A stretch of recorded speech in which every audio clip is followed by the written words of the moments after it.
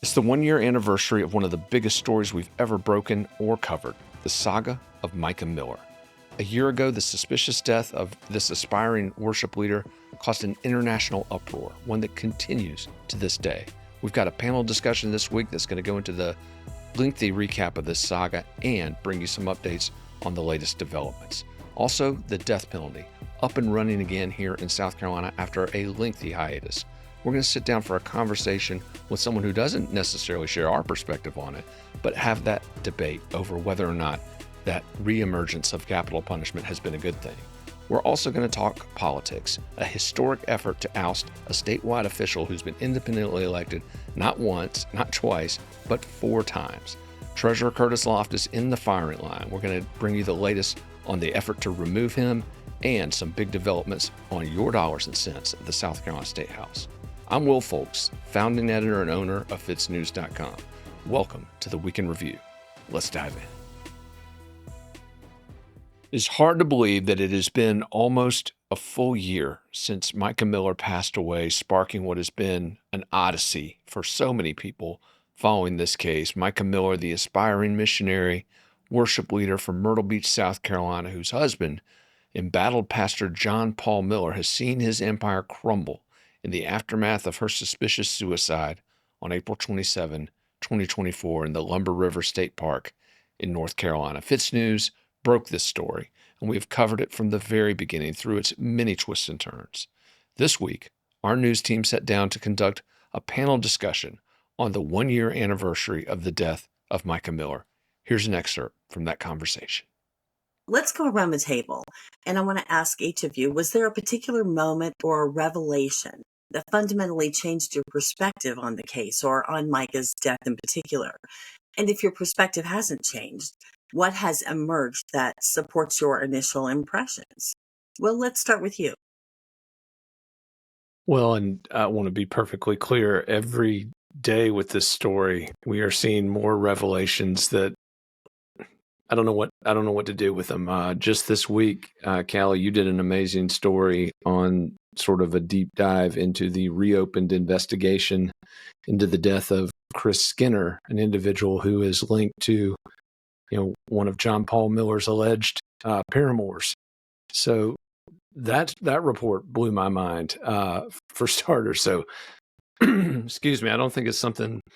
Excuse me, I don't think it's something that's happening just one time. I mean, this story is a constant, roller coaster of just shocking revelations. But the one that started it for me, I think, when I first realized that this story was going to potentially go off the rails, if you will, was when Jen filed her report last spring about the affidavit of John Paul Miller's first wife, Allison Williams, and some of the things that she had alleged that were completely consistent with some of the things that Micah Miller's family members had alleged in the immediate aftermath of her passing. And so when you started to see in those court filings, all these people not necessarily tied together, we call that independent confirmation in the business. When you got two sources that are not, necessarily talking to each other, or it's clear that these are coming from two totally independent perspectives.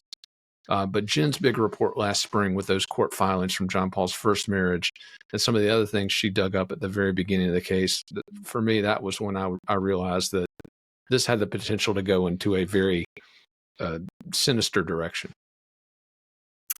Yeah, until then, I think the things the family said, we could have said, oh, they're mourning. They're grieving right now. Give them some space.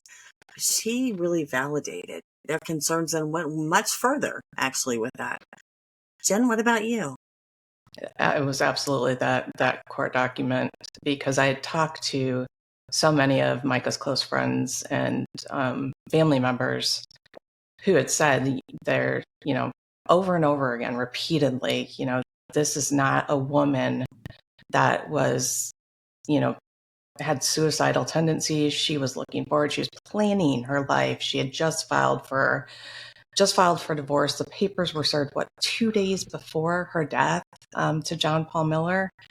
And, when I saw those same friends were telling me the things that were going on in the months leading up to April 27th, And when I saw that filed in a court document in black and white with the supporting documentations as exhibits, I mean, that came in late on a Friday afternoon, and I called Will and I was like, this is huge. So, in addition to that broader discussion of the Micah Miller case, each one of us was asked by our Cali Lions what we've learned from this story. And while there were a lot of different answers, our Dylan Nolan had a very interesting, very practical response. Here's his take. Well, let's go around with one last question. How has this case impacted you personally or professionally? What will you carry forward in your work as a result? And in your view, what is Micah's enduring legacy? Dylan, let's start with you.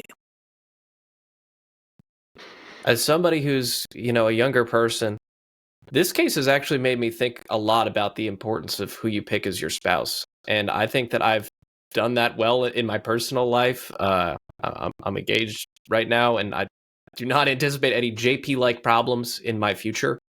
But I think that for everybody who, might be in my shoes, in my stage of life, this case and a couple of other cases we followed, man, if you pick the wrong spouse, you are in for a world of trouble.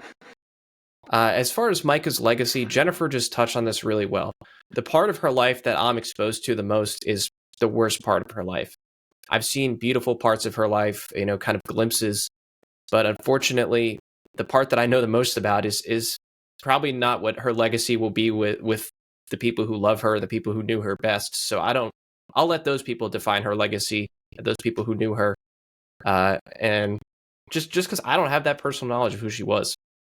That full panel discussion will drop this coming week on the anniversary of Micah Miller's death. And keep it tuned to FITSNews.com for the very latest in that case as we uncover several troubling connections tied to this still unfolding saga.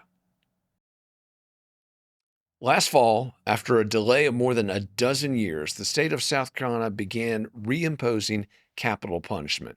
There was a lengthy court fight. There was a debate over the availability of the drugs required to perform lethal injections here in South Carolina, but lawmakers authorized 3 methods to put inmates to death here in the Palmetto State: lethal injection, the firing squad, and the electric chair.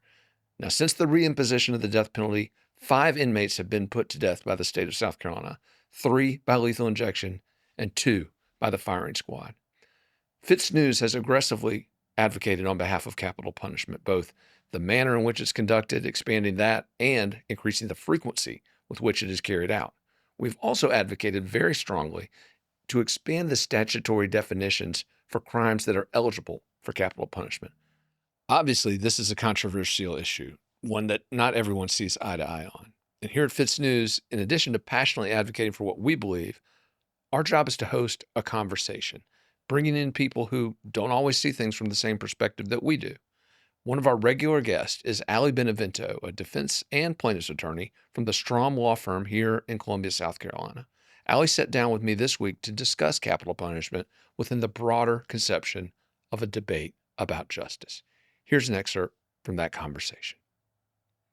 There is, or there seems to be, for somebody like me who spends a lot of time around the criminal justice system, a recent trend towards viewing the harshest possible penalties or the most extreme penalties in any case, regardless of circumstances, regardless of the person accused or convicted, as the only acceptable outcome, or that is the just outcome. For example, every murder should be treated the same, and every murderer deserves the death penalty, for example. And obviously, I'm intentionally exaggerating, but there does seem to be a trend towards this thirst for, or this demand for, extreme punishments or outcomes in all criminal cases, regardless of nuance or regardless of circumstances. A return to the days of Hammurabi, in other words, correct? In a lot of ways. Well, let me ask you this, though. When we look at what has led us to that recalibration, would you not agree that on some level that recalibration is a result of a justice system that has failed to hold a lot of these violent criminals accountable, which has re-victimized a lot of victims, whether it's murder victims, families, whether it's sexual assault victims. Uh, would you not agree that that recalibration isn't happening in a vacuum, Ellie? Oh, it's definitely not happening in a vacuum. I would agree with you on that. And let me just say this. I mean, I think so. If you asked 10 people how many of them have ever been the victim of a crime, I bet you it would be a lot more than you think. And obviously, everybody is not the victim of a very serious crime like an armed robbery or burglary or a sexual assault, or doesn't know somebody in their immediate family who's been murdered, for example. But a lot of people have been victims of crimes. When you are the victim of a crime, that is a deeply personal, deeply emotional, traumatizing, potentially life-altering experience. And you are going to view everything that happens in that case from that very emotional perspective. And it is for that reason that we don't have vigilante justice in this country. We don't allow somebody who's been wronged to go out and take the law into her own hands to handle business. We allow the courts to do that. We allow due process, and we have an independent jurist to decide if a person is convicted or found responsible for breaking the law, what is an appropriate consequence in the context of what happened and who that person is, what their motivations are. For example, we don't allow people to go out and do that themselves. The judge does that. Mhm. Well, forgive my, and again, I don't want to get into our political affiliations, but I would argue that the liberal obsession with Luigi Mangione, or the shooter great of the United example. Healthcare, I mean, that seems to be as warm an embrace of vigilante justice as I've ever seen. Yeah. Your thoughts on that? Yeah. Okay. So that case is wild. I've been following it. I'm looking forward to continuing to follow it. I actually just saw that his lawyers filed a motion to try to keep the federal government from pursuing the death penalty in that case.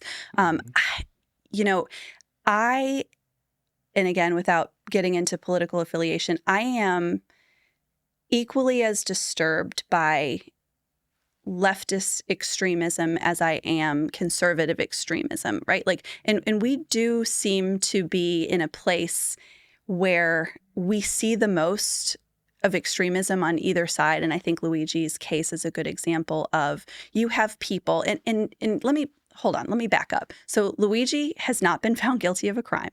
He has been arrested. He has been charged. I understand that there may be some video surveillance footage that's probably pretty, like, the guy might be on video shooting Brian Thompson, right? Right. And let's assume for the sake of this conversation that he is responsible for that death, okay? Proudly, some would say. That's wild. And that, I think, should disturb people to their core.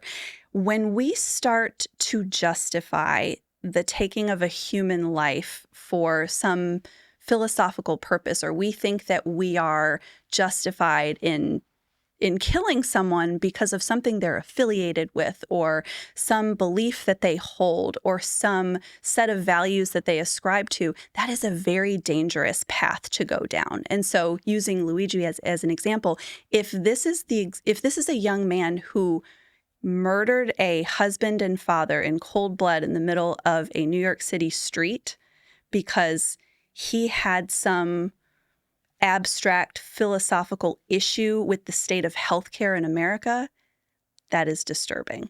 And the people who are defending conduct like that and justifying someone's murder because of a political position or a philosophical difference about whether healthcare is a human right or capitalism or whatever that debate is, yes, I find that very disturbing. That is an extreme example. Yeah. Well, let's talk about, you referenced the effort to keep the federal government from pursuing the death penalty against him. Let's talk a little bit about capital punishment here in the United States. Obviously, it is something that has been inconsistently administered. It was illegal at the federal level for many years. It then became a decision that was left up to the states. Many states have capital punishment laws, including South Carolina. Many do not. Here in the Palmetto State, there was a lengthy period during which executions could not be carried out due to a lack of available means, Yes. for lack of a better wording. But Couldn't now, get the drugs. right, couldn't get the drugs, and there wasn't a shield law in place initially to protect companies that wanted to supply them. Those hiccups have been resolved. There are now additional methods of execution in South Carolina that have been authorized, and You and I have talked about this extensively over the past few months. In November last year, the state of South Carolina began reinstituting capital punishment after a delay of over a dozen years.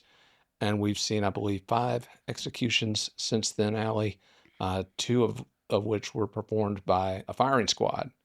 And there's been a lot of debate about that, a lot of discussion about that. But here's a question I want to put to you as someone who has expressed a belief that the death penalty is wrong. And I respect that, as the Catholic Church, for example, their position on life, unimpeachable. You don't kill. I, as someone who supports capital punishment, have been pleased to see it brought back, because I think that it is something that we have to use as a deterrent, or else, again, we're never going to see these reductions in violent crime that we want. And until we start using it as a deterrent, I don't think we use it as a deterrent now, but since it's been reimposed here in South Carolina, you and I've talked about it, and we've had several conversations. Do you believe that the deaths that these individuals that we've talked about, do you believe the deaths that they experienced were kinder, gentler, more humane than the sentences that they inflicted on their victims? Because we're talking about people who have been shot, people who have been bludgeoned to death with baseball bats, people who have been set on fire. Do you think that these dainty deaths that these individuals received, how do we equate that? Because I see it and I think, you know what, they got off easy. But I think you see it and say, well, wait a minute, we're still treating them unfairly. What do you think? What's the equivalency there? So there is not an equivalency. And you say a dainty death. Those men, I believe they're all men, lost their lives. We as a society took their lives from them. Now, I understand that was, so first of all, let's back up. Nobody just gets the death penalty, okay? There is a process that happens. There is a trial. There is a guilt phase of the trial where they are found responsible for having, in the case of murder, taken a life. And then there is a penalty phase where a jury decides whether that is an appropriate punishment under the circumstances. That is the law in South Carolina. I have great respect for the law. The law is what I do. I might not always agree with the law from a moral standpoint or a personal beliefs standpoint, but the law is the law, okay? That is the law. They were tried, they were convicted, and they were sentenced to die. When we start to compare what someone did in breaking the law and committing a heinous crime with what they might deserve as a result of it, that says more about us than it does about punishment. Because why should we meet brutality with brutality, violence with violence? If we are condemning a person for violent, brutal, depraved behavior, why then would violent, brutal depravity be the appropriate response from a civilized society? That is what we purport to be. Why is that an appropriate response? Again, always love having Allie in the studio. She challenges us on what we believe and, again, elevates that conversation, which is what we're all about here at FITSNews.com. So to watch that full exchange, head over to FITSNews.com. And thanks again to Allie for taking the time to share her views with our audience. So it was a historic week in South Carolina politics as the state Senate voted overwhelmingly to remove the independently elected treasurer of South Carolina from office. By a vote of 38-8, the state Senate, which is controlled by an ostensibly Republican supermajority, voted to remove Curtis Loftus from the office he has been elected to now 4 times. Now, what did Loftus do? Well, according to senators, he failed to disclose an accounting error that could have cost the state upwards of $1.8 billion. Loftus' response? Hey, I'm not the state's accountant. That's the Comptroller General, who, by the way, is the person the Senate should be investigating. This effort to boot Loftus from office is also very controversial, particularly on the constitutional front. That's because typically this is done through impeachment, which is a process that starts in the South Carolina House of Representatives. Now, up to now, the House has shown no appetite to remove Loftus from office. Our Dylan Nolan traveled to Greenville, South Carolina earlier this month and heard directly from Loftus about what he thinks of this effort to remove him from office. Here's that clip. It's the rules are set up so it's more akin to a frat house party. Again, nobody's under oath about these serious issues. No evidence is attested to be truthful. I can't bring a witness, or we can't have witnesses. It's really a problem, but I'm going to have to go through it. I think in some ways it accomplishes their goals, because their goals are just to send as much humiliation and ridicule to me as they can. Also this week, we spoke with one of those senators who voted against Treasurer Loftus in the impeachment hearing. Matt Lieber from Johns Island, South Carolina, came into our studios for a wide-ranging discussion on a number of issues. But during that chat, we asked him about the Senate's effort to oust Loftus. Here's what he had to say. Do Goldfinch and Grooms have the votes to remove Curtis Loftus from office? Probably.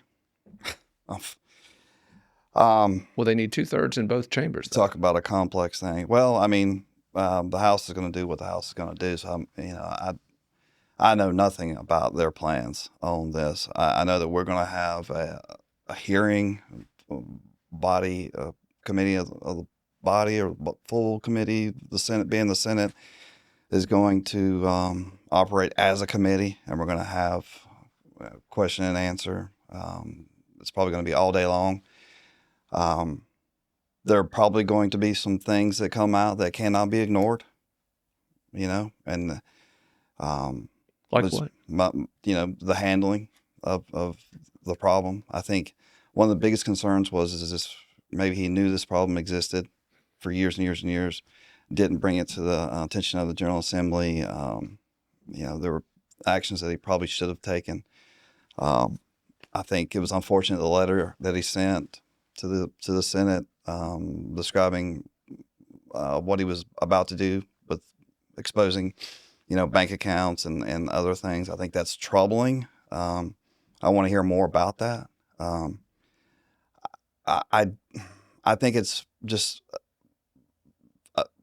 it's a bad deal. Does the Senate even run be the risk doing though? this? To even be having to do this is not a comfortable place to be. Yeah. It's unfortunate for South Carolina. And I guess my question would be this. You've got this SEC at the federal level already investigating this. Why not let them do the job as opposed to the Senate politicizing? Yeah. Well, these hearings. And again, you're not driving this. 3 or 4 years now, right? Right. I mean, there's a lot of baggage involved in all this. There's a lot of tension between the parties. Contest. Probably. There's a lot of tension between the two parties, a lot of acrimony. That's real. And sometimes when you're a new member of the family, you just have to accept that exists, and you have to just find your way in that dynamic. I'm trying to do that. I consider myself sort of a juror in this, and I'm trying my best to sequester myself, really, not hear all the noise from the social media and podcasts, et cetera. But it's difficult not to. I personally, and this is going to sound crazy to a lot of people, but I personally like Curtis Loftus. I've spent time in his office talking to him. Too. He's set right where you have. He's he's fun to talk to. I disagree with a lot of things he says, but he's fun to talk to. I don't have that acrimony towards Curtis, the treasurer. I've just got to hear what it's going to be presented. I have a couple of questions myself that I'm going to ask, and hopefully the treasurer has really good answers. And then I'm just going to have to make up my mind based on the evidence. And I hope the public pays very close attention so that whatever the Senate does, they understand why we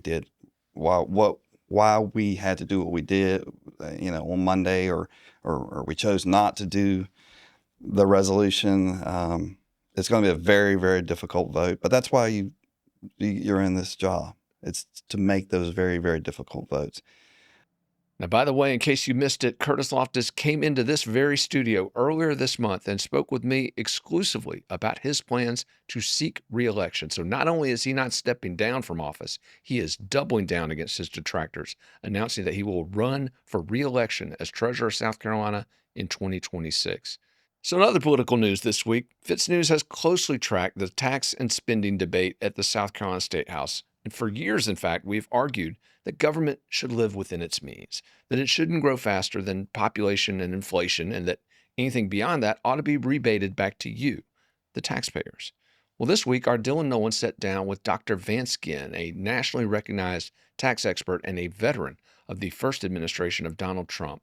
Ginn was in town to talk about just such a plan, one that has been championed by the South Carolina Policy Council. Here's an excerpt from Dylan's conversation with Vance Ginn. If you look historically over the last decade, just general fund, what the legislature has the most control over, that grows about 7.4%, right around a little over 7% per year, whereas population growth plus inflation is closer to 4%. So you have that delta. Let's grow spending by 4%. Here's the revenue growth by about 7%. That delta is close to 3%. And that delta, that's the surplus. If you use a certain amount of that every period, you could just buy down the income tax until it gets to zero, flatten it, and then buy it down, buy the income tax rate down. Well, what does that really mean? What it means is that I modeled 25% of the surplus, and you could have it eliminated by 2032. Just 25%. You can use the other 75% for your surplus in the reserve fund, if there's any sort of revenue volatility that comes about, or other things. Or you could use more than 25%, and you could do it a lot faster. It's all up to the legislature of how much that they can rein in spending and allow for more economic growth through pro-growth tax reform. And so I think that's really what we're looking at here is how can we allow for the best path possible to eliminate income taxes in a short period of time. And I think that's what we're doing here at the South Carolina Policy Council. But you're talking about rein in spending, and I think that's kind of words that scare a lot of folks over there at the State House. But the approach you're saying, we don't have to cut any spending immediately. It's just cutting the additional spending in forthcoming years. Yeah, that's right. That's right. Oftentimes what we see in legislatures, and I work with about 20 different think tanks across the country, and what you see is that what I call it budget inertia. They take what they spent last time as the base and they just grow off of that. Right. Instead, we should be looking at priority-based budgeting, which is a mixture of performance-based budgeting. Let's actually make sure we're getting the performance out of these dollars that we're sending to the government for every dollar. And let's also use zero-based budgeting, where you start from scratch, start from zero and say, okay, are these really the roles of government?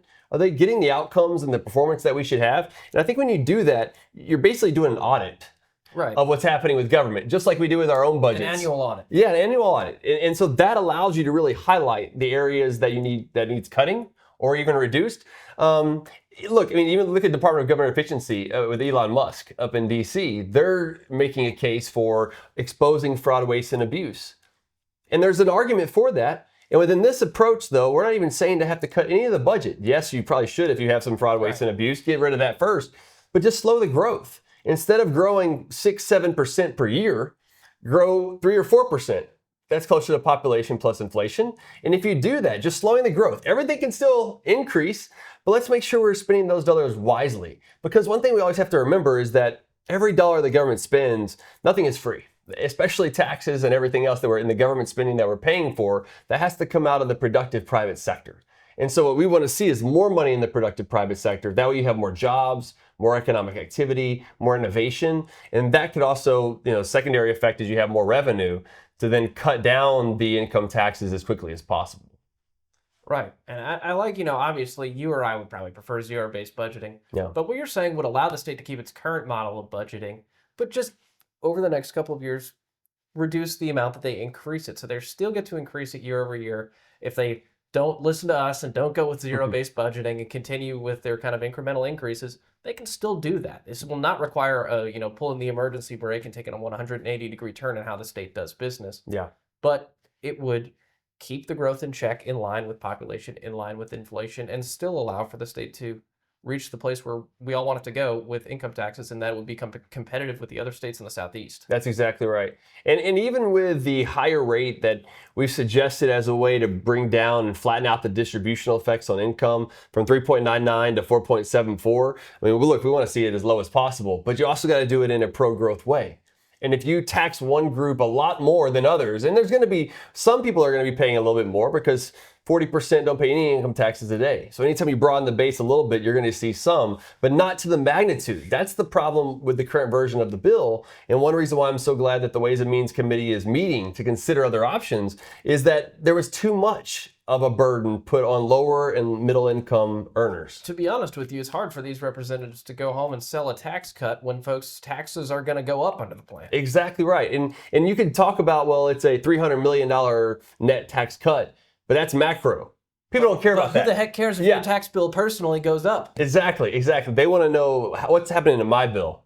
Right. And when you see it go up by $1,000 and you were paying $0 or paying $20 before, that's a massive change. Or even a couple $100 at the lower income levels can really matter a lot. And so I think there's a lot of good work that needs to be done in order to improve what's happening here and be more competitive. One thing else that I want to mention about the 4.74 is it stays below Georgia's 5%. I think there's something competitive about the surrounding areas. It's a race to the bottom. Yeah, and so it's really important to get below that 5%, no matter what that rate ends up being. One thing that I think everybody in this policy debate has taken for granted is that a flat tax system is better than a progressive tax system. For folks who might not necessarily come in with that conception, can you kind of make the case for a flat tax system? Sure.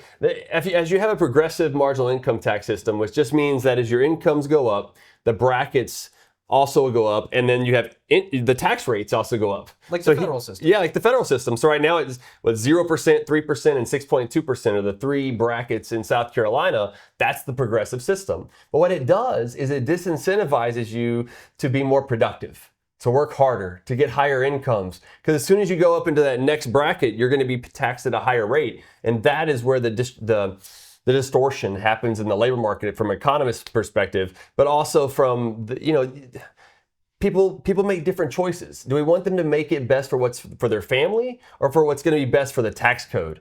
And that's where these decisions happen when you have a progressive marginal income tax system. And instead moving to a flat rate reduces that distortion that's out there. It still does tax work and productivity because that's what income taxes do, and hopefully we get rid of income taxes sooner rather than later. But it's much less of a distortion when it's a flat rate compared to a progressive marginal income tax rate. So for the long term for the state, the argument is that this is going to incentivize folks who will contribute to the economy throughout the course of their careers to live in this state versus Tennessee, a neighboring state that's beautiful with no income tax, or Florida, another state with no income tax, both of which have seen massive economic growth in the last 10 years. Yeah, that's exactly right. And you also have North Carolina that's reducing their income taxes that they've already flattened. They're going down quickly as well. So you've got all this competition in the South is, I think, helping South Carolina to say, you know what, we need to be moving in that direction as well. You don't want to be in the direction of California and New York and Illinois and others that are going in the wrong direction. And so I'm hopeful that, look, whenever I'm looking at this from an outsider's perspective, I live in Texas, do stuff, work with the South Carolina Policy Council, love working with them. And one thing that I'm always looking at is how do different states compete? And in this laboratory of competition, we know is federalism, which I think is a beautiful thing. You really do want that competition. It brings something about the ability to say, where's that business going to go next? Where's the family going to go next? And I think we need to be improving across the country to really let people prosper. That's really what I work on a lot. And by doing so, having the lowest tax burden and lower regulations and less government spending and more freedom, that's the way you do it. And that's why a flat income tax is so important. Now, be on the lookout for that full interview to drop early next week on FITSNews.com. And once again, we are your home for all of those big stories coming out of the South Carolina political scene. We covered a ton of them this week in addition to the ones you just heard about. But for those of you from South Carolina who follow them, you know why they're important. But for those of you out of South Carolina, just know that what happens here impacts those 2028 presidential races. In fact, we'll have stories coming next week about some of the first candidates who are beginning to emerge as potential favorites for the 2028 presidential nominations. Again, keep it tuned to FITSNews for all your political news needs. All right, that is a wrap for this week's edition of Your Week in Review. I want to thank everybody for tuning in. Next week, obviously, the big month in review episode. Now, I won't be here next week, so our Dylan Nolan and Jen Wood are going to host that month in review that goes through all the big stories that we've covered on FITSNews.com over the past month. Once again, I want to thank everyone for tuning in. I especially want to thank all of those who have subscribed to FITSNews.com. Those subscriptions are what power everything that we do. These lights, these mics, the cameras, the action, all of it is made possible by your subscriptions. So if you value the sort of independent, unapologetic coverage we provide that you've seen on this show and so many weeks in review previously, please support FITSNews.com by subscribing today.